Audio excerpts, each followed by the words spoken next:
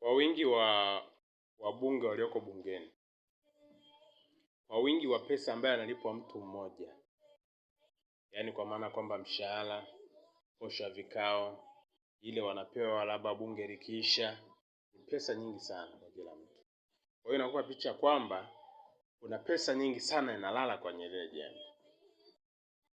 Alafu uje wewe kama kijana, uje wewe kama mzee, uje wewe kama mama, unachagua kiongozi ambaye anaenda kukaa pale bungeni kucheza tu, hana manufaa na wewe mwananchi. I say tuwe serious.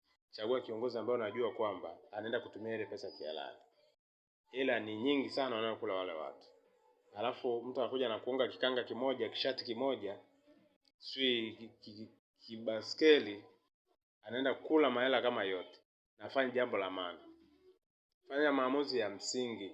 Sikiliza vizuri hao watu, usifanye ushabiki. Uchague mtu ambaye unajua huyu kiukweli anaenda kufanya mapinduzi katika kujenga hoja, mapinduzi katika kushauri serikali, mapinduzi katika kuleta tija katika taifa hili. Na taifa ndio linasonga mbele kwa sasa hivi. Lakini mkikaa mambo ya ushabiki, si nini, kazi ipo mbona mwaka huu?